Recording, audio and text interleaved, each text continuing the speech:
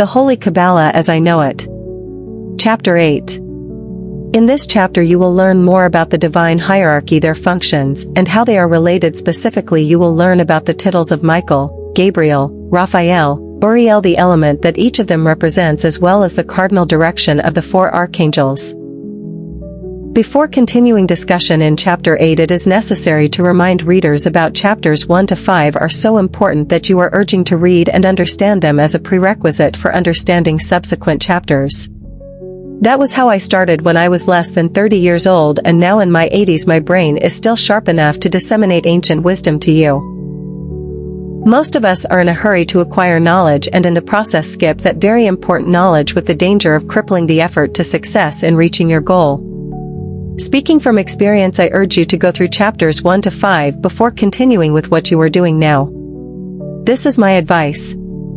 Now I want to add a few things to what you learn about angels in Chapter 7. In nature there are four basic elements of fire, water, air, and earth. The Chinese prefer to add wood as number 5. Angels are also classified according to the four element with their archangels. Archangels, elements, and cardinal directions. 1. Archangel Michael. Element, fire. Direction, south. Role/symbolism, protection, courage, divine justice, spiritual warfare. Color, red or gold. Michael represents fire's power and purification, and the south is traditionally linked with heat, strength, and action. 2. Archangel Gabriel. Element, water. Direction, west. Role/symbolism. Communication, revelation, intuition, emotions. Color, blue or silver. Gabriel governs water, symbolizing feelings, creativity, and messages. The west is associated with oceans, sunset, and introspection. 3. Archangel Raphael. Element, air. Direction, east. Role/symbolism, healing, knowledge, travel, wisdom. Color, yellow or green. Raphael's connection to air reflect breath, life, and intellect. The east represents sunrise, beginnings, and enlightenment. 4. Archangel Uriel. Element, earth. Direction, north. Role/symbolism, wisdom, stability, illumination, manifestation. Color, brown, green, or gold.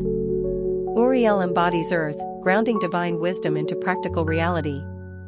The north symbolizes solidity, endurance, and structure. We shall discuss archangels Metatron and Sandalphon at the appropriate time. Metatron is associated with Kether of the emanations, while Sandalphon is associated with Makath of the earth planet. From this it is easy to understand that the Kabbalah in practice can open doors to illuminations and finding solutions to many of the perplexing challenges of life today. You must be reminded that the Holy Kabbalah as presented in this book facilitate your journey in every field of human effort. As a trained teacher and a facilitator, it is important that I remind you from time to time what you stand to benefit from the study that holds our attention, so that you will not see our work as mere entertainment. Divine hierarchy and emanations. In an earlier chapter you were told how our ancient and modern scientists got inspired from the divine source, but these scientists were first philosophers. The philosophical aspect of Kabbalah is what we are studying now, while the scientific aspect will feature in the subsequent discussions. You need complete knowledge, out of which wisdom will follow. Your understanding must be terror before you can successfully turn it to wisdom in the application knowledge. At the emanation in the first world, knowledge is just like a yolk of an egg from which an embryo is developed to become a living creature at the level of formation and creation.